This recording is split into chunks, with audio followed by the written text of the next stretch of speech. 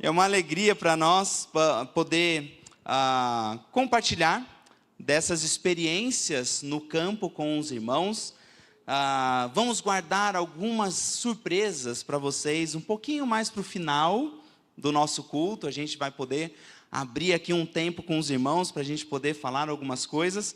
Mas neste momento eu gostaria de poder compartilhar da palavra de Deus com os irmãos. Podemos abrir a palavra de Deus e é um grande privilégio, né? Cremos que nós temos um Deus que se revelou, Ele decidiu se revelar. E Ele fez com que muitas pessoas usadas por Ele, inspiradas por Ele, colocasse isso num livro. E a gente tem acesso a esta palavra na nossa própria língua. Isso não é um privilégio de muitos povos, né? Muitos povos ainda estão esperando, ansiando por uma tradução da palavra de Deus para a sua própria língua. Então, eu queria que os irmãos pudessem se colocar de pé. E pode passar para o próximo slide. Isso, Atos capítulo 10, versículos de 9 a 16. Vamos nos colocar em pé, então, para ler a palavra de Deus. Atos capítulo 10, versículos de 9 a 16. A palavra de Deus nos diz assim: No dia seguinte, indo eles de caminho, e estando já perto da cidade, subiu Pedro ao eirado, por volta da hora sexta, a fim de orar. Estando com fome, quis comer, mas enquanto lhe preparavam a comida, sobreveio-lhe um êxtase. Então viu o céu aberto e descendo um objeto como se fosse um grande lençol, o qual era baixado à terra pelas quatro pontas, contendo toda sorte de quadrúpedes, répteis da terra e aves do céu. E ouviu-se uma voz que se dirigia a ele: Levanta-te, Pedro, mata e come. Mas Pedro replicou: De modo nenhum, Senhor, porque jamais comi coisa alguma comum e imunda. Segunda vez a voz lhe falou: Ao que Deus purificou, não consideres comum. Sucedeu isto por 3 vezes, e logo aquele objeto foi recolhido aos céus. Vamos orar. Senhor Deus, muito obrigado, Senhor, pela Tua palavra, revelação do Senhor para nós, que a gente possa estar aprendendo mais do Senhor, aprendendo de como devemos viver a nossa vida aqui nesta terra, e como podemos ser bênção na vida de outras pessoas. Somos gratos ao Senhor, te louvamos em nome de Jesus. Amém. Podem se assentar. Gente, Brasília é seco, né? Vou ter que dar umas paradinhas aqui para beber água. Queridos, é muito interessante percebermos que existem muitos momentos de transição. E nos momentos de transição, que existem mudanças intensas acontecendo, Deus muitas vezes precisa usar de momentos especiais, um pouco mais enfáticos, né? No lidar com a situação, para que a gente possa entender o que Ele deseja de nós, o que Ele espera de nós. E aqui nesse texto, ele está falando de forma muito específica com Pedro. E Pedro, ele está vivendo um mar de mudanças, né? Ele, de fato, está vivendo a transição do que é o Antigo Testamento para o Novo Testamento. O livro de Atos, de fato, marca isso. A gente tem nas nossas Bíblias, né, o Novo Testamento começa ali com Mateus, mas, de fato, o Novo Testamento ele é estabelecido a partir do momento em que o Espírito Santo desce, né? Já no livro de Atos. E a gente vê, então, a igreja sendo estabelecida e uma nova... algumas coisas elas passam por mudanças nessa transição, de que se esperava pelo Messias, agora o Messias já veio. A obra de redenção está completa. E agora isso gera uma certa transição, mudança de algumas coisas. E estamos vendo aqui uma figura de um personagem que ele era um judeu, que fazia parte do povo escolhido de Deus. E Deus ele tinha uma maneira de tratar e de lidar, e a história vinha sido conduzida de uma forma onde a expansão do conhecimento de Deus, a maneira de se relacionar com Deus, ela acontecia dentro de uma certa lógica, dentro de um certo modo de acontecer. que você tinha então um povo escolhido, que recebeu uma revelação, e eles viviam essa interação com um Deus verdadeiro, e eles vivendo essa espiritualidade deles, eles mostravam para os outros povos quem era o Deus verdadeiro. E quando esses outros povos desejavam então adorar este mesmo Deus, eles se juntavam ao povo escolhido de Deus. Então você tinha um movimento centrífugo de o quê? De fora para dentro. E eles vinham então interagindo com o povo de Deus. Eles então tinham que ser povo de Deus, de bom relacionamento com o seu Deus, e isso mostrava e atraía os povos. Mas agora, neste momento, Pedro ele começa a passar por uma transição. Primeiro desce o Espírito Santo, mas o Espírito Santo ainda desce num contexto judaico. A grande maioria ali eram judeus, e eles ainda estavam entendendo essa lógica. Precisamos ser o povo escolhido de Deus, que recebeu então, entendeu que Jesus é o Messias, e eles ainda estavam naquele momento de esperar pessoas se chegar até eles. E eles estavam vivendo dentro dessa lógica. Mas aqui neste momento, a gente vê então a perseguição chegando, em Atos 8, tem uma perseguição, todos estão espalhados então, para vários lugares, Deus já dando uma indicação, olha, essa lógica está mudando, não é bem assim que eu quero que vocês fiquem tudo juntinho aí entre vocês, esperando que o pessoal chegue até vocês. E ele então faz essa grande espalhar, né? Mas os apóstolos eles ficam em Jerusalém, e Pedro também fica. Não sabemos ao certo por quê.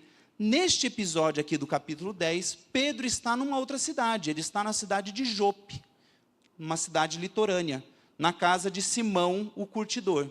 E lá naquelas casas, né, daquela época, tinha a parte de cima, que era um grande terraço, ele sobe para orar. Ele tem um tempo de intimidade, de buscar ao Senhor. E quando ele está lá, ele tem essa visão de um lençol descendo, e ele fala, ele vê algo que era muito incomum, um tanto invasivo, um tanto contrassenso dentro do que ele entendia como ser um devoto a Deus. Ele tinha que se abster desses animais, ele não podia comer, como judeu. E então fala uma voz, mata e come esses animais que são impuros. E ele fala, não, Senhor, não vou fazer isso. Não faz parte da lógica do que eu estou acostumado a fazer. Então, vem aquela voz e fala de novo, e Pedro tem essa característica, né? Ele já tomou várias bordoadas de Deus, né? Em alguns momentos, e ele tem esses entraves com o Senhor, e eu acho que Pedro já está aqui, já mais entendendo de que Deus às vezes fala de uma forma um pouco diferente, que não faz muito sentido num primeiro momento, e ele entende que algo está para acontecer. E ele tem aquela visão, e logo em seguida, chega então uns servos de Cornélio. E o texto ele começa então falando sobre indo eles de caminho. Né? A gente começou aqui no versículo 9, ele fala, indo eles de caminho, quem são esses que estão indo? Os servos de Cornélio. Cornélio, um centurião romano, que vivia numa cidade um pouquinho mais ao norte, em Cesareia, ainda no litoral. E esses homens, então, Cornélio tem uma visão de um anjo, que fala, vai a Jope e busca a Simão, que ele vai te explicar, vai te ensinar, vai falar o que você precisa ouvir. Primeiro princípio muito importante que a gente precisa entender, quando a gente pensa em missões e como acontecem missões, é que Deus, embora tenha poder de usar muitas outras coisas, tanto anjos como visões, como o que Ele quiser, mas Ele decidiu usar a minha e a sua boca para falar do Evangelho a uma outra pessoa. Ele não usa outra forma. Ele usa o anjo para falar, vai buscar Pedro. Mas o anjo não fala. Em nenhum momento das Escrituras a gente vê alguém que não seja uma outra pessoa que já tenha entendido Cristo na vida dela, falando para quem ainda não ouviu. Isso é muito importante. Às vezes a gente está achando que as coisas vão acontecer naturalmente, Deus vai fazer acontecer, mas Deus, Ele coloca, estabelece na palavra de Deus que Ele vai fazer acontecer através da minha e da sua vida. Não é de outra forma. E Ele fala assim, vai para a casa de Cornélio. E a gente percebe então aqui uma mudança que Deus está querendo estabelecer, e a gente vê isso, que eles entendem isso ao longo da história de Atos, a gente vê que os cristãos entenderam, de que não é mais de fora para dentro, mas é de dentro para fora. É você ir em direção àquele que precisa ouvir falar do Evangelho, aquele que precisa conhecer das boas novas. Esse é o sentido de expansão, o sentido de orientação de como acontece hoje a expansão do reino. Por isso eu peguei essa visão de um ajustar de foco. Pode passar mais um slide? Aqui é a foto da minha filha, né? Eu gosto muito de fotografia, por um tempo eu tive uma máquina fotográfica, e era muito interessante que você podia mexer na lente. Vocês possuem algumas máquinas bem legais aqui, eu gosto dessas coisas, então eu já fiquei de olho aqui. Então o pessoal entende de máquinas aqui. Então você ajusta o foco, pode passar mais um? E você consegue borrar, desfocar o fundo, ou aquilo que não é interessante, aquilo que não é o assunto principal, e você deixa então o seu assunto principal bem nítido e focado, e você tira as distrações, ajustando o foco. Pode passar mais um? E aí você tem uma foto linda aqui da minha filha, né? Ali com um papagaio ali perto da nossa casa. Então, pegando essa visão de um ajustar de foco, Deus aqui nesse texto, Ele tem mostrado para Pedro e também para as nossas vidas, que precisamos ajustar o foco da nossa vida espiritual para o outro. Essa visão de você olhar para o outro e a necessidade do outro de ouvir a palavra de Deus, é o sentido que Deus está querendo estabelecer para as nossas vidas, para esse momento de Novo Testamento, que nós estamos então, o nosso relacionamento com Deus, ele vai se amadurecendo, ele vai se desenvolvendo, não a partir do momento que você vai investindo na sua vida espiritual, mas a partir do momento que você investe na vida espiritual do outro. Esse é o foco que Deus está querendo estabelecer na nossa vida. Essa é a caminhada que Deus quer que a gente tenha nesses nossos dias até que Jesus volte. E quantas vezes estamos aqui na nossa igreja, no nosso mundo, na nossa rotina, e a gente pensa, por que será que você se deslocou hoje para vir na igreja? Você veio pensando na sua vida espiritual ou na vida espiritual de alguma pessoa que você está investindo? E essa é a mudança de foco. E não é fácil. Não foi fácil para Pedro. Pedro, ele deu aquela hesitada. Não, Senhor, como assim? Não, que é isso? Eu tenho que primeiro eu crescer espiritualmente para eu poder fazer o outro crescer. Não, não é assim que funciona. Muito pelo contrário. É enquanto você vai buscar o outro, você vai investir no outro, você vê então Deus trabalhar na sua vida. Aí você vê Deus, você tendo intimidade com Deus, você fala, eu preciso ajudar esse, eu preciso mais conhecer da palavra de Deus, por causa do outro, não por causa de mim. E ali a gente começa a ver uma mudança então de dentro para fora. Um trabalhar de Deus, um ajuste de foco. E é muito interessante que a gente pode ver que enquanto Pedro estava subindo ao eirado, Deus estava mandando um anjo para falar com Cornélio. E Cornélio, ele estava querendo aprender da palavra de Deus, ele estava querendo entender o que Deus tinha para ele. Ele estava na busca, mas não tinha quem falasse para ele. E Deus, ele faz isso, ele trabalha no nosso coração, mas enquanto Ele está trabalhando no nosso coração, Ele também está trabalhando no coração daquele que vai ouvir, daquele que precisa ouvir. Ele já tinha preparado o caminho e as coisas, e aqueles homens então chegam na casa, de Simão o curtidor, chamam a Pedro, e é interessante que Pedro, ele fala, não, então eu estou entendendo que eu preciso ir em direção ao outro, mas ele não vai sozinho, ele chama alguns que estavam na casa, alguns outros discípulos, e vamos comigo até Cesareia. E ele chega então ali na casa de Cornélio, ele apresenta o evangelho, eles entendem a Cristo, recebem o Espírito Santo, e alguns comentaristas eles falam que ali tem o Pentecoste dos gentios, né? Que tem ali a chegada do Espírito Santo, fica marcado de que o Espírito Santo não é só para os judeus, mas ele também é para os gentios, e isso foi uma grande quebra de paradigmas ali, daquele momento de transição. E ali a gente começa a ver depois a vida de Paulo, de Silas, de Barnabé, indo em direção a vários povos e alcançando vários povos. Eu queria contar uma pequena experiência nossa, do que a gente viveu. Pode passar mais um slide? Aqui, muito bem. Queridos, é interessante que o seu Pedro, esse senhor que está ali na foto, eu coloco aqui ele mais ou menos em paralelo com Cornélio. Porque o seu Pedro, ele era um senhor que morava numa região, passaram muitas dificuldades em alguns momentos, mas eles tiveram o privilégio de chegar os primeiros missionários na década de 60, na região deles.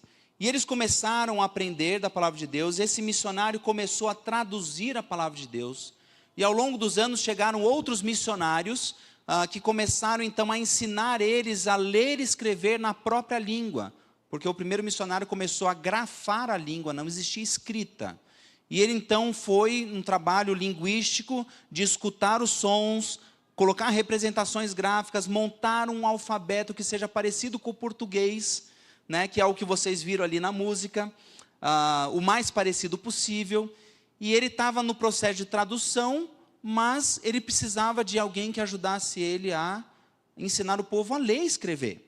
Então já tinham um alfabeto, já tinham como ensinar a escrever, e enquanto o processo de tradução estava acontecendo. E chegaram duas missionárias que trabalhavam na área da saúde, naquela época não tinha ainda sistema de saúde voltado para os indígenas do governo, e eles começaram a trabalhar, e trabalharam por mais de 40 anos, ali naquela região. Seu Pedro foi um dos primeiros a entender a Cristo e a levar os seus filhos constantemente às reuniões, aos cultos e tudo que os missionários ofereciam. E os anos se passaram e esses missionários envelheceram e uma nova geração de missionário não chegou. Falhamos como igreja, não enviamos missionários. De modo que aquele campo, ele falou, estamos velhos, não temos mais como ficar aqui.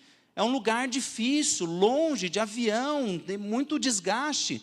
Missionários gastaram 40 anos das suas vidas ali, chegou num tempo que deu o tempo deles. E cadê os novos missionários? Não tinha. E ali então os missionários eles saem, a sociedade que estava começando a entender a Cristo, eles entram numa decadência, eles voltam para a bebida, eles voltam a ter brigas, eles voltam para os seus adultérios e voltam para todo tipo de desgraça que o pecado traz. E o seu Pedro, olhando tudo aquilo, ele fala, eu não aguento mais, eu preciso dos missionários na minha aldeia. Ele começa a orar então, ele falou assim, olha, aqui onde os missionários moraram, não vai ter como eles voltarem. Todas as casas, as construções foram destruídas ao longo desses 10 anos que ficou sem a presença de missionários. E ele então migra para uns 2 dias de viagem, rio abaixo, que é essa primeira foto aqui, ó. E o seu Pedro, com quase 70 anos de idade, ele vai e começa a abrir uma pista de avião no facão e no machado, que é essa primeira foto. Na verdade, vocês estão sendo privilegiados, porque esta semana eu achei essa foto. Em nenhuma outra igreja eu já mostrei essa foto. É a primeira vez que vocês estão vendo ali a pista sendo construída pelo seu Pedro. Ela estava ali ainda inacabada, né? E ele ali em 2009, ele começa a construir, ele fala, não chega missionário numa aldeia se não tiver pista. E eu quero missionários na minha aldeia. Eu quero que a minha família seja uma família cristã e que tenha missionários, e eu quero que os meus filhos possam ser pastores. Essa era a oração do seu Pedro. E 2009, depois aqui vocês vão ver como que está aqui recente, né? Então, aquela foto se transformou nessa daqui, depois de alguns anos, né? Mas, em 2009, aquilo que eu falo de que Deus estava trabalhando no coração de Cornélio, enquanto trabalhava no coração de Pedro, em 2009, olha o que estava acontecendo na minha e na vida da Nath. A gente estava casando numa praia do Guarujá.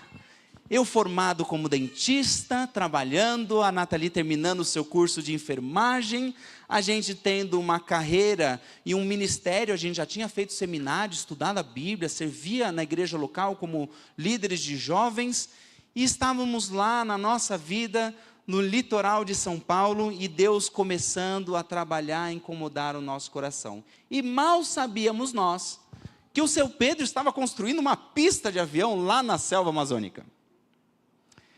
E Deus, então, Ele vai trabalhando, Ele nos leva, então, até o norte, e quando é 2012, a gente tem um primeiro encontro ali com o povo do seu Pedro, e a gente pousa naquela pista ainda muito deteriorada, com pouca carga, e fica uma semana entre eles, e a gente se apaixona ali por eles, e eles falaram, queremos um pastor que possa ensinar o nosso povo, os meus filhos a serem pastores, eu quero ter uma igreja, eu quero ter missionários aqui na minha aldeia. E então, em 2014, a gente constrói a nossa casa, a Júlia já tinha 9 meses quando ela chegou lá, e os nossos filhos foram chegando ao longo dos anos, e por 10 anos, então, tivemos o privilégio, a alegria de poder servir ali entre o povo do seu Pedro, e a gente pôde ver, então, 2 dos filhos do seu Pedro se tornarem pastores. E eles então ministravam ceia, eles ministravam batismo, eles faziam louvor. Claro que tem vários e vários entraves e muitas coisas acontecem. Algumas delas eu vou poder contar para vocês depois que a gente encerrar o nosso tempo de culto aqui. Mas eu peço um pouco de paciência dos irmãos. Mas foi essa nossa história com o seu Pedro. E como Deus trabalhou na nossa vida, e como a gente pôde crescer espiritualmente, enquanto a gente pôde investir na vida de outros, olhar para aqueles que precisavam, e é nesse sentido que Deus quer usar a minha e a sua vida, mas precisamos quebrar com paradigmas da nossa sociedade, como o Eduardo falou aqui na hora da ceia, como é que a gente então vive a vontade de Deus? Temos que ser transformados pela renovação da nossa mente. Não vos conformeis com este século. O Evangelho e tudo isso não segue a lógica dos nossos dias. Estamos voltados para nós mesmos. E muitas igrejas estão se voltando para elas mesmas. E temos que ter cuidado com isso. E nossa vida, a gente quer crescer espiritualmente, mas não queremos investir na vida do outro. E Deus quer então que você cresça, mas a partir do momento que você investe na vida do outro. E a gente pode dar uns passos além dessa visão. Vocês estiveram aqui com meu pai, né? Você gosta de ser um pouquinho filho do meu pai quando você está com ele. Eu tive o privilégio de ser filho dele durante os meus 42 anos. E ter um pai missionário com um coração voltado para os outros, para o reino de Deus, é um grande privilégio. É um grande privilégio. E ele contou, eu acho que ele contou essa experiência, mas eu vou poder dar alguns outros detalhes do que aconteceu. Mas o meu pai, ele ia muito além, porque ele queria investir na nossa vida como filhos, de modo que a gente pudesse estar preparado, pronto, para todas as possibilidades de ministério, né, do que tinha pela frente.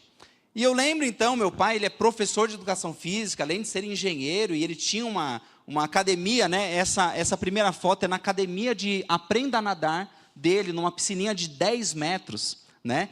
E ele me ensinou a nadar com apenas 2, 3 anos de vida. Com 3 anos eu nadava o livre, o peito e costas. Só não nadava borboleta, com 3 anos de idade, né?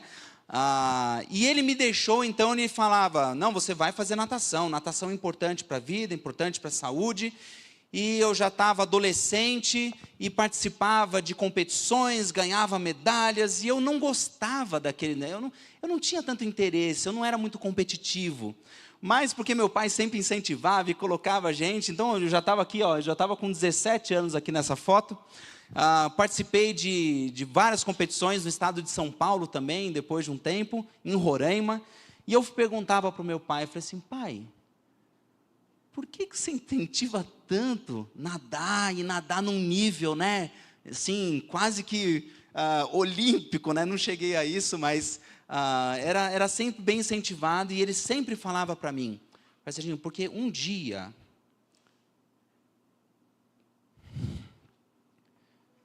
você vai precisar dessas habilidades para chegar onde Deus quer que você chegue, para falar para alguém. Então nade, seja diligente, você vai usar isso um dia. E teve um dia, de fato, e ele contou isso, acho que para vocês, que eu estava ali com o povo, estava indo para uma caçada com eles, descendo uma canoa, e chegou numa corredeira, e eu caí, eu escorreguei numa pedra, e eu desci cachoeira abaixo. E eu sou meio doido das máquinas fotográficas, eu estava com uma GoPro presa no barco e eu consegui gravar esse momento. E vocês não viram. Ele contou a experiência, mas agora eu vou mostrar para vocês o que aconteceu. Vamos lá, pode passar esse vídeo aqui, ó. Vamos ver se vai aparecer. Estava indo para uma caçada. Oi? Vai, play. Não acredito que vocês não vão ver. Vou ter que dar o pendrive lá para eles de novo. Vai rodar? Quer tentar? Naquela pasta lá tem um vídeo que chama Caindo na Cachoeira.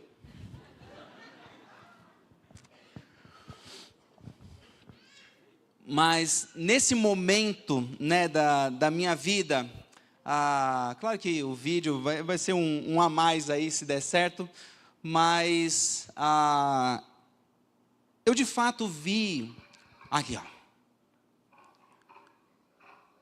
eu não podia continuar segurando na canoa, porque senão ia descer eu e a canoa junto, e eu desci cachoeira abaixo, ali, e eu estava sem colete, estava de calça, camiseta, e eu tive que nadar ali em toda aquela correnteza, e certamente aqueles anos de natação que o meu pai falou, filho, aprenda a nadar bem, né?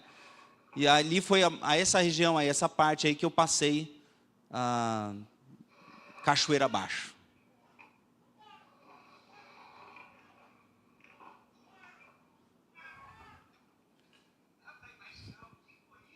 Dá? Será que dá para imaginar?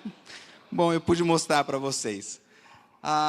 Mas é claro que uma ilustração, uma história, ela é só um tempero daquilo que a palavra de Deus nos dá, que é de fato o nosso alimento. Mas momentos como este me mostram e me levam a um passo além de como nós estamos investindo na vida dos nossos filhos. O que você fala para o seu filho? Filho, se aplique, se dedique à escola.